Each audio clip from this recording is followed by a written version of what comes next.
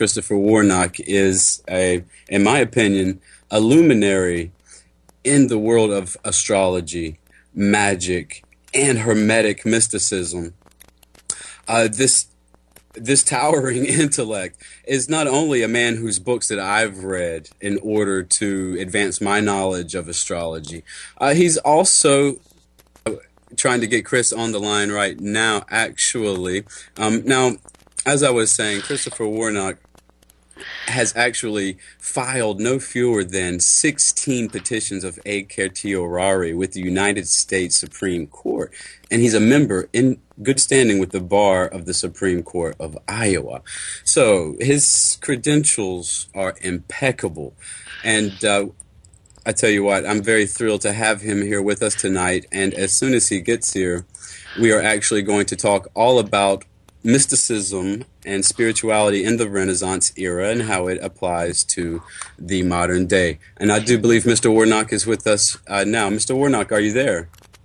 Yeah, I'm glad to be here. Oh, how nice. How nice. Well, thank you very much for joining us. We have so much to get into tonight, and I don't want to waste a single second. Well, I have a lot of people, they ask me, what can traditional astrology do for me? My problems are modern and complex. What would you say to somebody who asks you that question? Oh, they had the same problems then as they do now. Everyone wants to know about love. That's the biggest question I get, right? And then they ask about money, and then they have a variety of other questions. But, people just don't really change.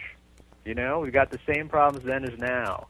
And so, someone might be asking about, actually, I'm not very good at lost items. I was saying, well, they lost their car keys, but I don't like to do lost item horries. I'm not very good at those. But love questions, hey, I get a lot of those questions. And just like William Lilly, who is a very famous horary astrologer, we have some lists we have his workbooks, and there's page after page of love questions, and that's exactly what I get. So, typically again, today, I had people asking me about love, and they say, very typically they've got someone they're interested in. What's going to happen with this relationship? And so what I do is traditional astrology is very focused on practical, concrete results.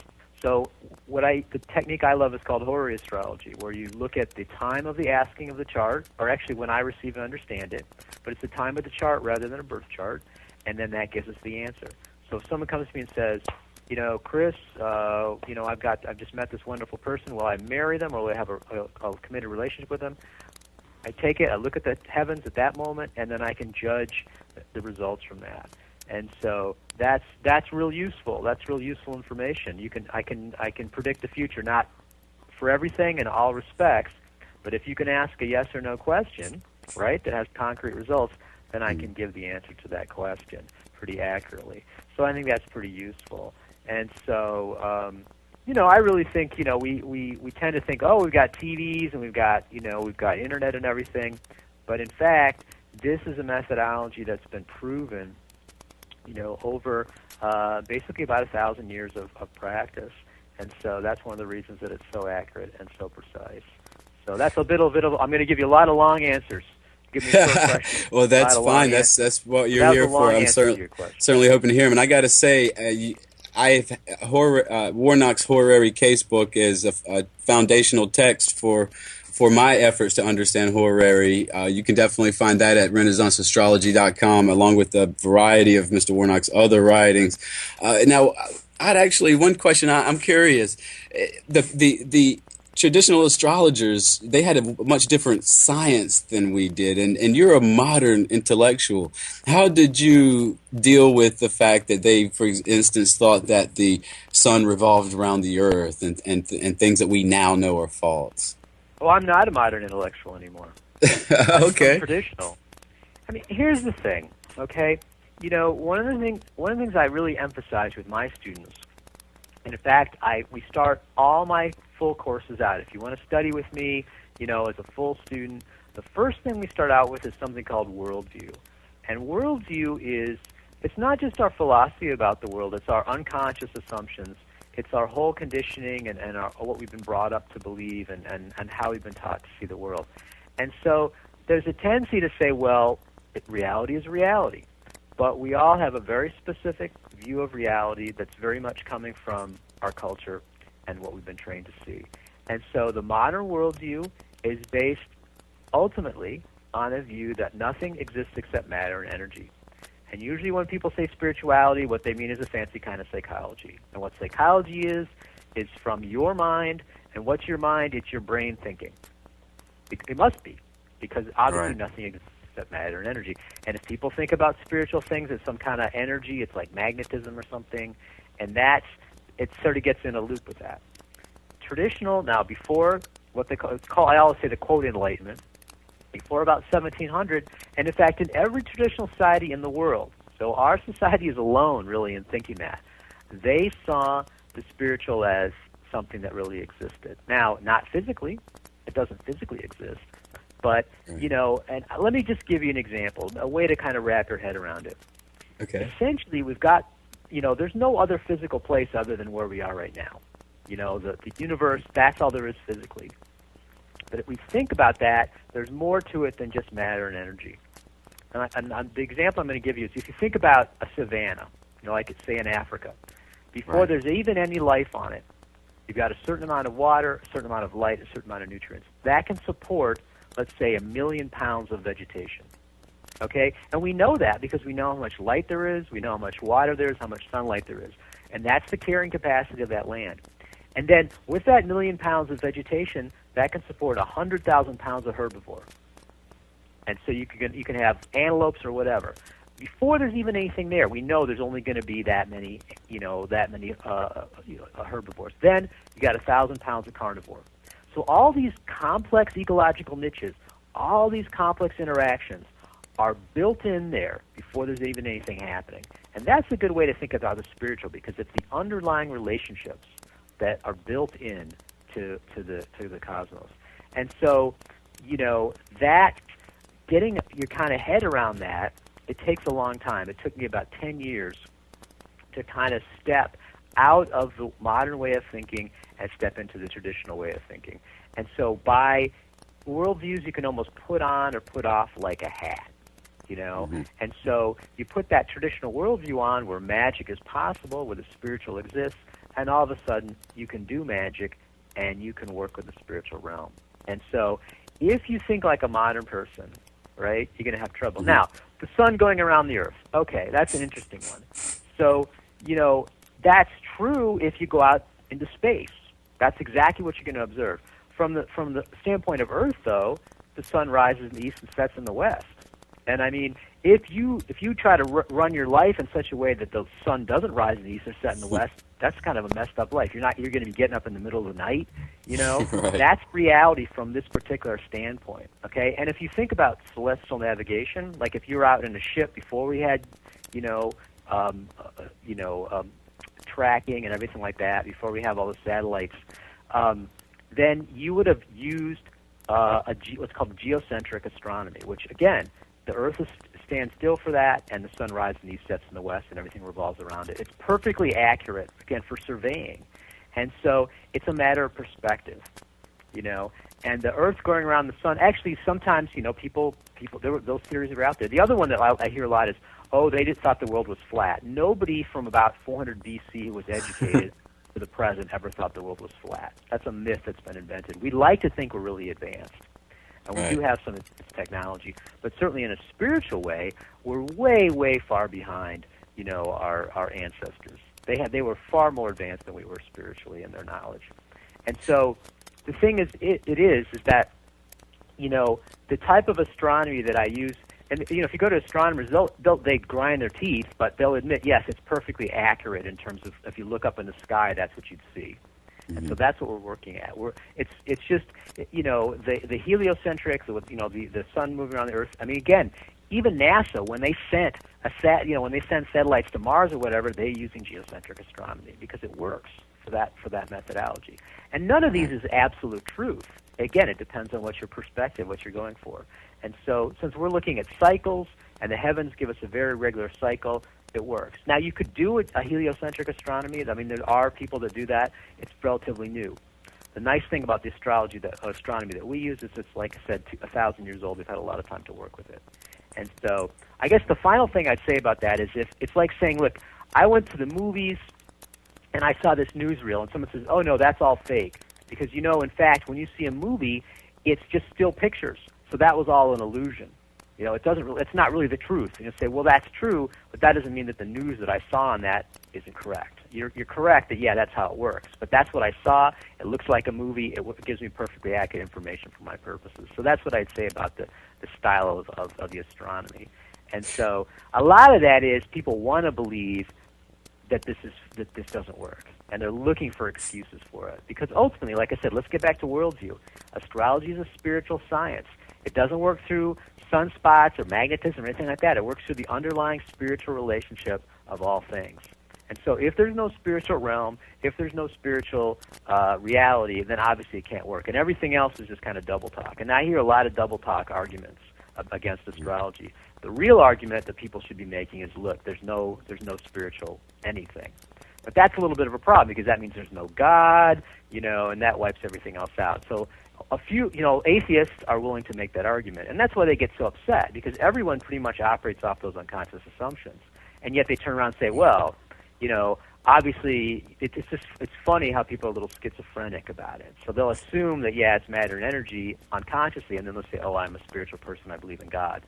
And it's kind of contradictory. So that's like one of the reasons I like traditional astrology is it's based on traditional philosophy. In traditional philosophy, there wasn't an argument between the scientists and the theologians. Before 1700, everybody got along because the Western scheme of knowledge included the spiritual. They threw it out about 1700. And so, you know, again, it's complicated. It's hard to wrap your head around it, but that's because there's been a real revolution in how people see the world. And that doesn't mean we're better now. I mean, some ways we've got high tech, we got internet and everything, but like I said, in other ways we've actually fallen behind spiritually. So that's one of the things I've been interested in doing is going back and saying, okay, what did our ancestors know that we don't, and let's bring that back into popularity. So that's one of the things I've been trying to do with traditional astrology and astrological magic, is to try to revive it, and we tend to think of wisdom from the East, but we have a lot of wisdom in our own tradition in the West. It's just been lost. And so what we're doing is, a lot of people are involved in this now in the past 20, 30, 40 years to help revive that lost knowledge. Well, another long answer to a short question. It's very interesting that you brought that up, because a lot of the modern astrology, psychological astrology, it has no remedial ability. In other words, it has no access to remedies, nothing to prescribe. But it seems to me that the sort of astrology that you practice, the more traditional or ancient type of astrology, it does have a prescriptions that you can make, remedial measures that you can actually make based off the chart to get some relief for whatever's ailing the person. Well, yeah, I mean, yes.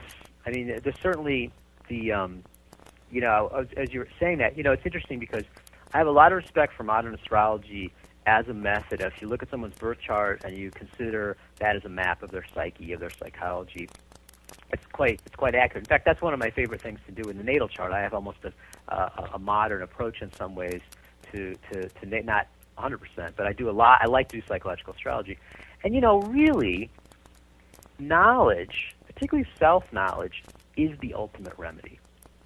Okay, because if you don't know yourself, if you don't know who you are, and you don't know what your desires and your emotions and your drives are, you're really not going to be able to do anything. And ultimately, the real solution to your problem starts with that self-knowledge.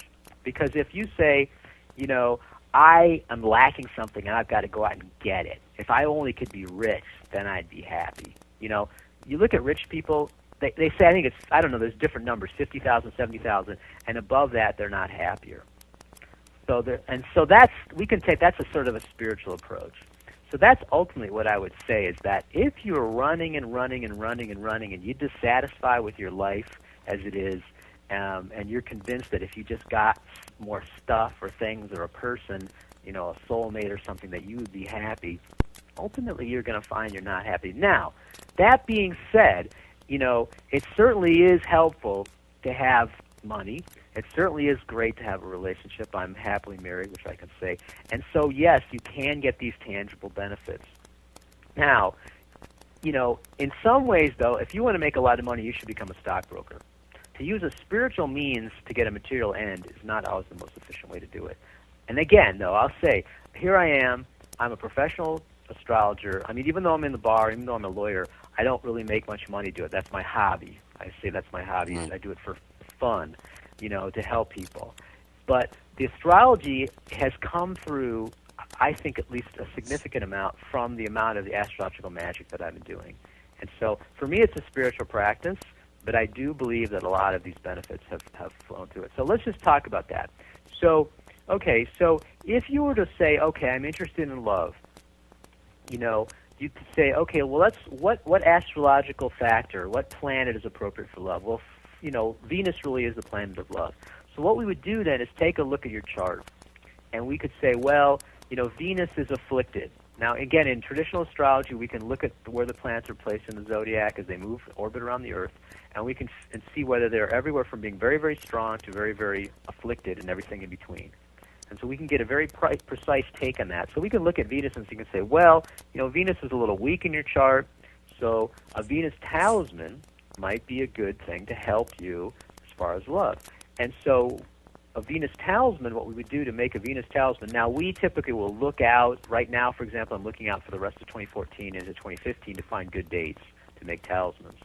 And so, it might only be typically the time span for making a talisman is something from between half an hour to an hour, and it might not reoccur for a whole year. We have talismans we can never make again because the timing will never recur again.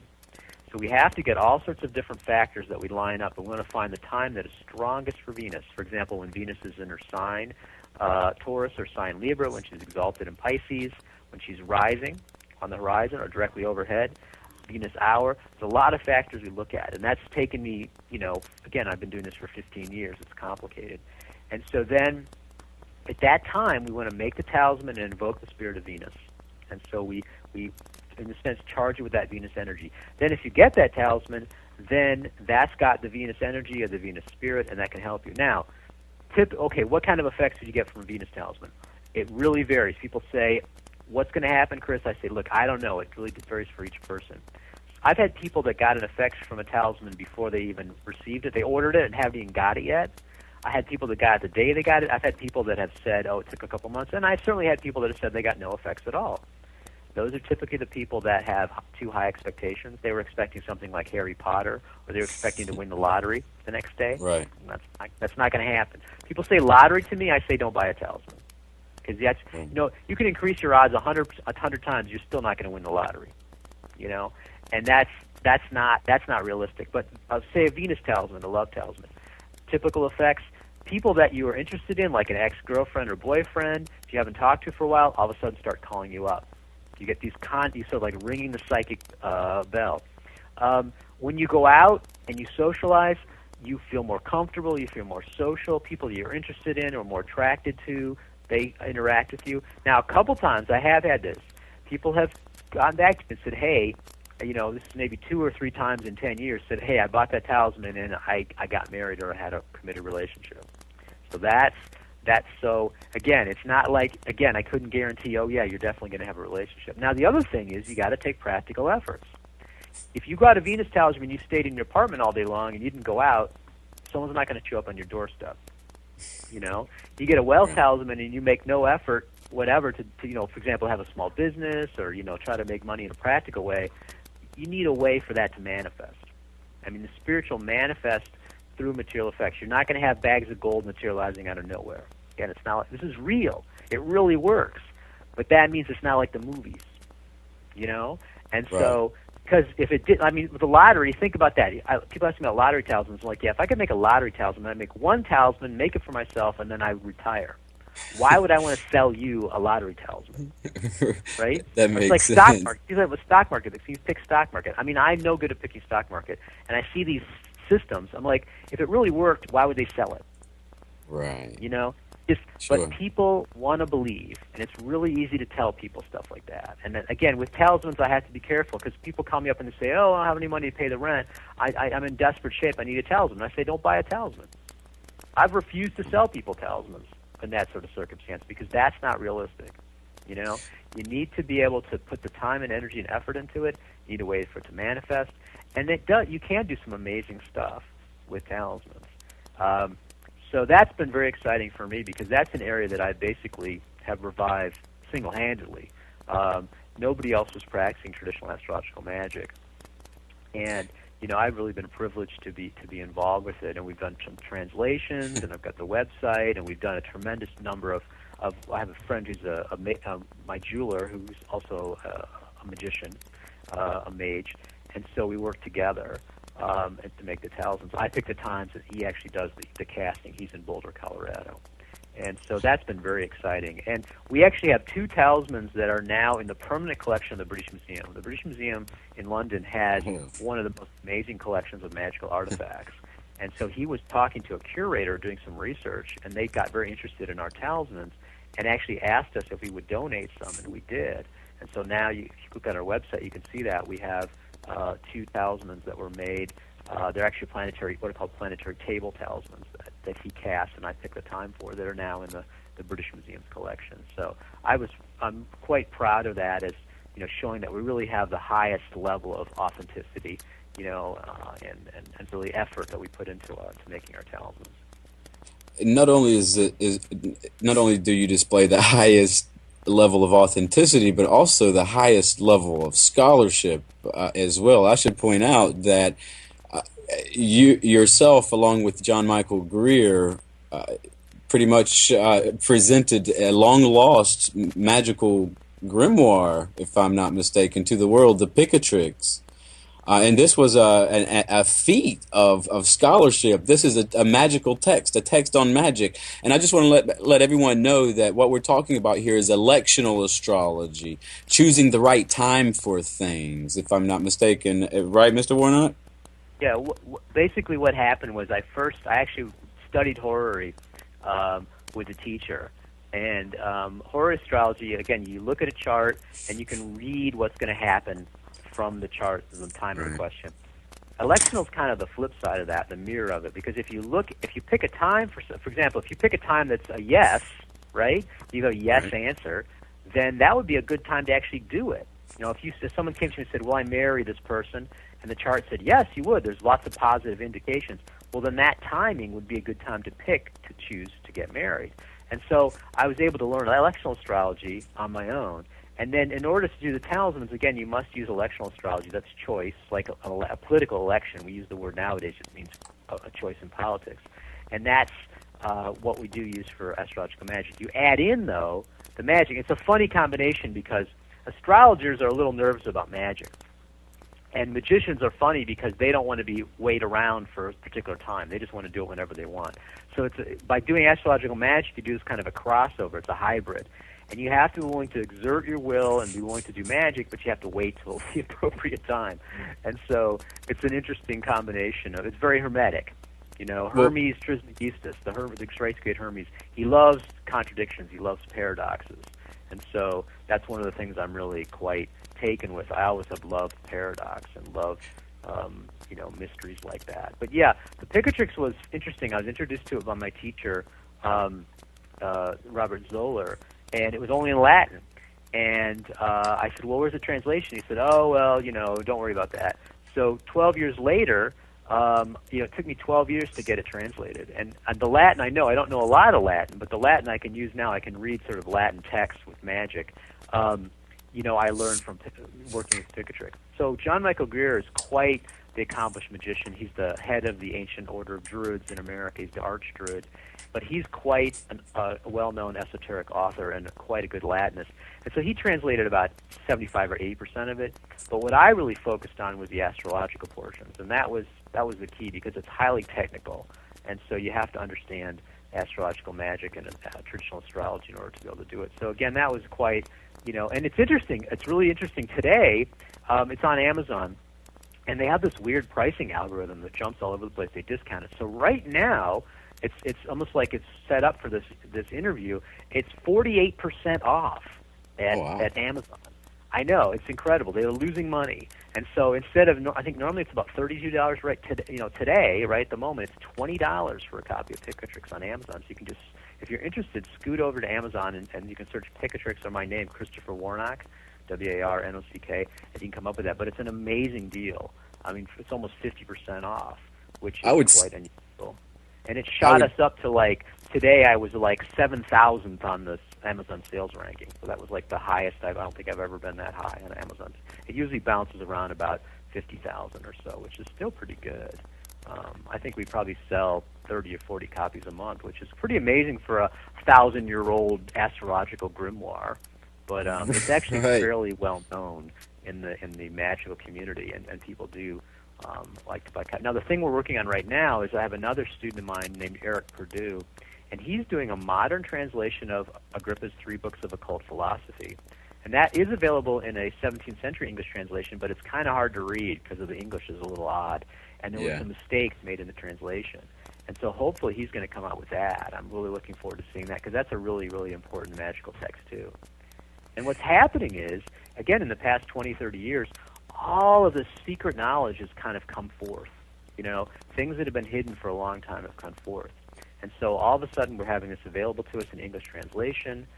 We can read it, we can work with it, and it's a really exciting time to be working with astrology, magic, and in fact any kind of esoteric, thing is just exploding.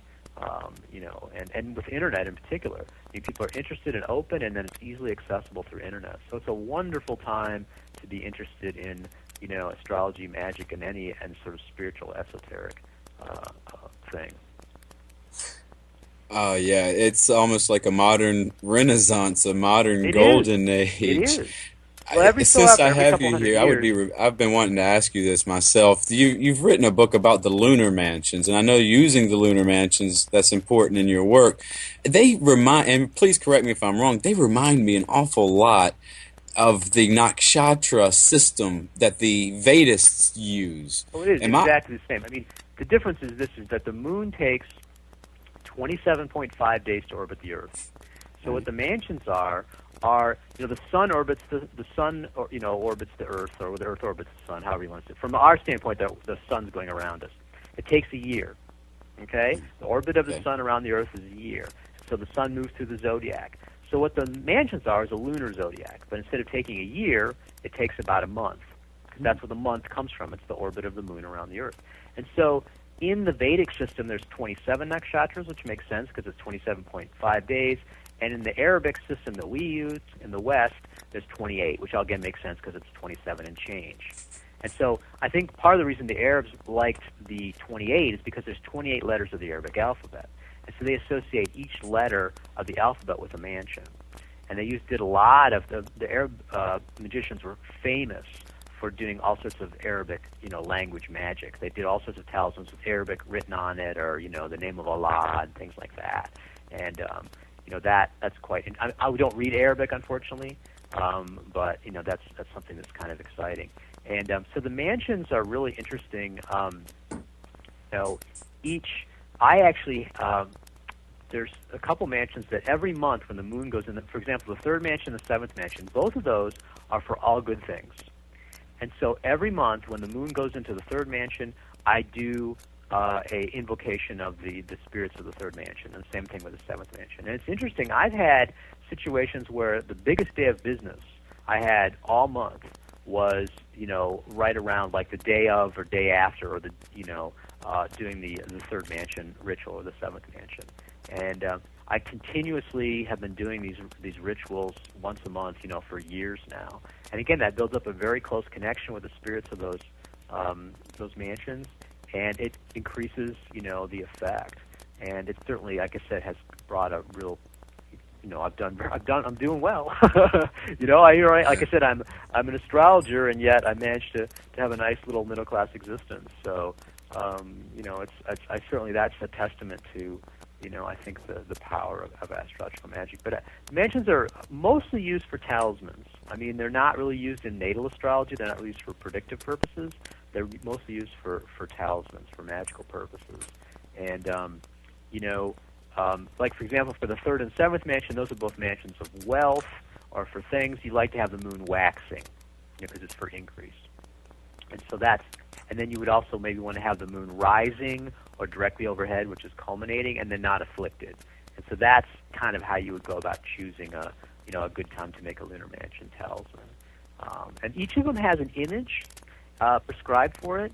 For example, the third mansion is interesting. It's a woman it's almost like a yoga pose with her right hand raised over her head.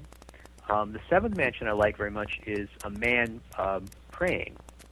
And and they also have different kinds of incense that you're supposed to. Now, I actually I have a very heavy Zen Buddhist practice, so I use this sort of Japanese stick incense for everything. And I end up using white candles for my ritual because I buy candles by the case. In fact, the other day I had 7 candles going. I had 7 different rituals going on, and so I tend to use white candles for that. The most important thing that I sort of emphasize with the ritual is be positive. I only do positive magic, and I only want to deal with angelic spirits. And so I use incense and use candles just as a sort of form of respect. And that's very traditional. Even in Zen, it's interesting, in the Zen ritual, they do the same thing. They'll, for example, when you get presented with, like if you become a priest, they give you your robes. They take the robes and they move them back and forth over the incense, just like we would do with a talisman. It's just amazing how these commonalities throughout all the spiritual practice, and that's something that we, again, I was talking about, we've lost. I mean, we had this traditional view of reality. We had to open to the spiritual. The spiritual is moving through our lives in many ways. And now we've lost that. And so that's one of the things that's really kind of exciting about astrological magic and talismans is, yes, you can get stuff for yourself, and yes, you can get, material benefits, but ultimately it can be a spiritual path. It opens us up to this bigger reality that includes the spiritual. And I think that's, again, one of the more exciting things about it. And certainly has become a spiritual practice for me as well. Yeah, I was surprised at the richness of the spiritual dimension of this very practical astrology. I tell you what, we got to take a commercial right now, Mr. Warnock, but when we get back, I'd like to talk to you about what sorts of spirits are ruling over these times. We'll be right back in one moment. A new era in psychic services has begun. PsychicAccess.com. You can connect with our psychic advisors by telephone or chat 24 hours a day, 7 days a week. All of our psychic advisors are interviewed, fully verified, and accuracy tested, assuring you quality service. We're living in some very troubled times right now. More and more, the world's problems are affecting us on a personal level. You don't have to deal with this alone. Our highly accurate psychics, caring advisors, and talented mediums can help with situations you are currently experiencing and can let you know what the future may hold for you. All new customers get a free 6-minute reading. All you have to do is register. Why not visit us now and get a free reading at PsychicAccess.com. And welcome back to Psychic Viewpoint. I am here with Christopher Warnock, and just wanted to remind you that you can find him at renaissanceastrology.com, where you can find software, CDs, books, courses, a whole lot more. Chris, welcome back. We were just glad about to talk. I would like to ask you a few questions about some of that spiritual astrology. It seems like I read somewhere Robert Zoller mentioned a spirit of the times, and I was wondering if I've always been curious about the spirit of the times, and I was wondering if we were operating under any particular spirit in our modern times. I wanted to see what you thought about that. Robert in his course has a very interesting. In fact, I think it's a spiritual astrology chapter. He has a very interesting discussion of that, and that the German for that is Zeitgeist, which is kind of used as a metaphor. The example he uses is like 1960, the 60s, which actually didn't really get going until like 1965, and then if you look at 1968, I mean, there's a revolution everywhere. You think of like 68, like there's in Paris there was a huge revolt. There was problems in Mexico City. They had this massacre of students. You have the Prague in 1968, Prague Spring in 1968. The protests that's going on in the United States. I mean, absolutely incredible. And there really did, all of a sudden it seemed like, wow, this changed. And that that has been pervasive. I mean, if you look at me, I'm kind of this hippie thing. I'm still kind of doing that to a certain extent. I mean, that was very pervasive. But, by 1970, Altamont, it was over, and people could tell that. So I guess for me right now, I don't have access. Now, sometimes people will do these rituals and they'll say, oh, I talked to the spirit, and I saw them and all that. And, that's even taken somehow as like a test. If you don't have physical manifestation, it's not real. That's a kind of an odd test for a spiritual thing to insist it to be material. The spirits I'm dealing with are basically the angels and archangels of the planets and the celestial, the like stars and things like that I'm dealing with. And even then, I'm not having conversations with them. I don't have that kind of direct communication. So I do not have access to, like, for example, in the Bible, it talks about each country having an archangel. For example, when Moses, remember, was cursing the Egyptians and said all the different, like the rain of frogs and everything, they had to get the archangel of Egypt to sort of back off and stop protecting Egypt. And I feel like the archangel of America, there's like an archangel and a demon. The archangel of America looks like the Statue of Liberty. Give me your puddled masses. The demon of America looks like, it's sort of like an eagle-headed thing, with like armor all over it and like claws and blood in the claws and stuff. I mean, because there's a dark side to America. There's an imperial side to America, as well as there's a really positive side to it too, and that's true of all countries. They all have like a light side and a shadow side. But I'm not in touch with them directly. I mean, I know that the world is a battleground between good and evil, and that people, they think they're acting in their own interest, and in fact, they're pawns in a way in this struggle, as well as maybe having their own stuff going on. But I don't have direct access to that. I mean, right now, it's interesting.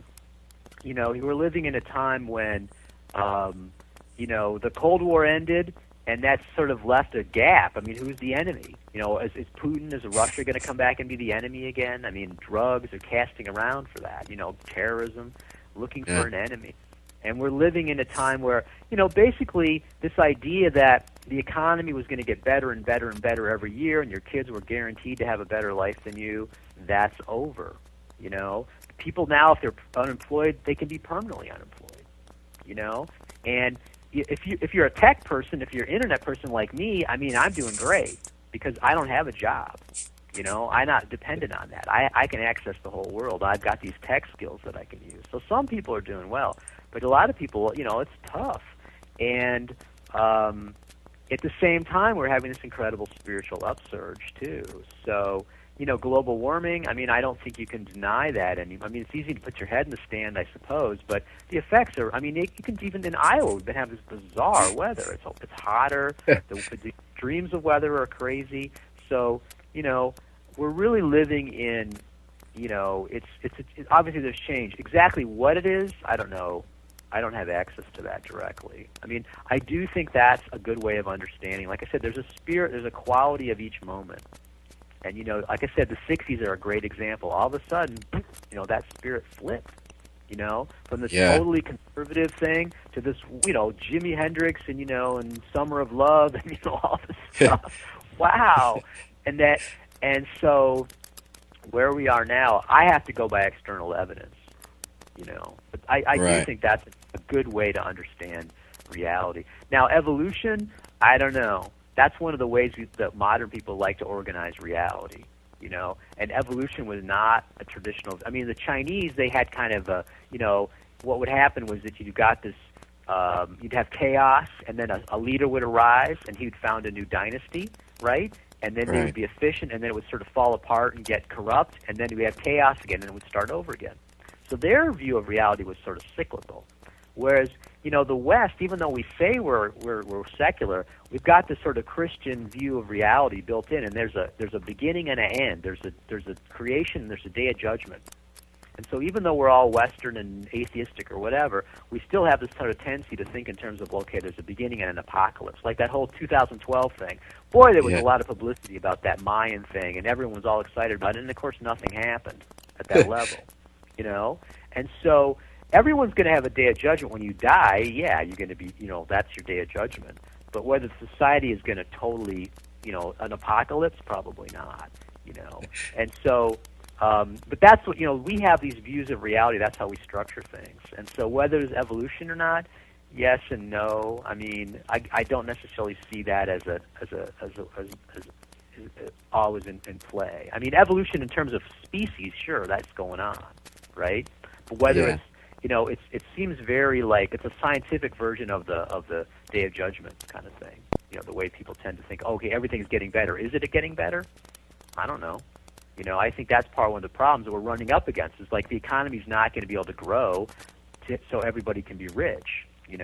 That we don't have that. We had a brief kind of in America, this empty continent, all these resources, we used them up, and now what? If everyone in China and India wants a car, it's going to be a problem. If everyone wants to have a U.S. standard of living, 5% of the population in the U.S. uses 25% of the resources of the world. And that obviously can't continue, And so, like I said, we're living in interesting times, but at times it's always the best of times and the worst of times. So I guess I kind of dodged that question. I guess the short answer to that was, I don't know what the spirit is right now, No. But that's a really interesting way of looking at reality. It's hard to actually put a name on the dominating force that controls the zeitgeist. It's interesting to see how it changes. We had one in World War II, a certain spirit of the times in the World War II era, and it sort of evolved into that 60s movement and some of the nice things that happened before then, like the establishment of the State of Israel and things like that. So, but I'd look at the 60s movement and the spirit ruling over that time, and I'm saying, wow, the same person who was smoking marijuana in a field at Woodstock is now this Capricornian creature sitting in Capitol Hill, and with the stroke of a pen is sending drones someplace. So I'm not sure how the spirit of the late '60s ultimately is going to play out. Well, what happened was there's a lot of people that just go with the flow, but that you couldn't have had the '60s without there being a significant number of people that really believed in it and also stuck with it, because it had a pretty strong impact on the culture, and for good and for evil. It's sort of like it's interesting how, because I do Zen and I'm in a very traditional lineage, how just people just have this instant knee-jerk negative reaction to any kind of ritual or any kind of formality, And sometimes it's appropriate. I mean, like you're in court, you don't want the judge to be sitting in a T-shirt scratching his butt. You know what I mean? It's like, right. You know what I mean? It's just certain times and formalities appropriate. And because in court, it's like, let's pay attention. You go in and you got the flags and you got the judge sitting up on the bench and he's got the robes on, and it's like a wake-up call. I mean, that's the most useful thing about it. It's like, hey, this is serious. This is no joke. Pay attention. And that's, you can get caught up in it, and you can have empty ritual and stuff like that. But there's actually a purpose to it. And yet the '60s, that was kind of like, oh, throw all that stuff out. And like, for example, when I was a kid, you called adults Mr. So and so, Mr. Brown or whatever. You wouldn't call them by their first name. Right. And so the lack of that's good in a way because you always be equal. But one of the things I do as a lawyer is landlord tenant, and I was talking to this parent, and she's like talking about her kids, and they were running wild. They're renting this apartment and like having smashing it up and all this stuff, and I'm thinking I don't have kids, but I'm thinking if I did, I wouldn't let them do that. But I'm kind of a relic. Nowadays, the kids run wild, which is good in some ways. You don't get disciplined. You don't have people getting spanked and stuff like that. But then there's a loss. So that's the thing, that's where I come back to evolution. I'm like, something's lost and something's gained. It's not like everything's getting better and better and better. The further we go in the future, it gets better, and the more we went in the past, the worse it was. But that's how we tend to structure things. And we tend to think, oh, we're so advanced. It's like, yeah, most people, I can't, computers I can barely handle, like switching to Windows 7, But like, I don't understand how to make a computer, So how much credit do I really get for that, And so we think we're really advanced technologically, which we are and we're not. It's funny. Like a car is basically the biggest technological change in cars was the automatic transmission. Nowadays you do have a lot of electronics. They are heavily. It's amazing how cars are used with so much. It's run by a computer, but technologically it's still basically that 1900s technology. Air conditioning. They invented air conditioning around 1900. They had fax in the 20s. A lot of the stuff if you look at a jet, again, essentially, other than now they're doing a lot of electronic controls, the technology is the same. And so it's not, in a lot of ways, we're not as advanced as we think we are. So, well, that was off on a tangent. You asked me another question. Let's riffing. Let's get riffing again. Well, that's one thing I like about traditional astrology is that you mentioned earlier there was a split. Now people these days look towards the East, towards Buddhism and Hinduism to get what they think is spirituality, and we don't really realize that there's such a similarity between Indian astrology and the medieval astrology.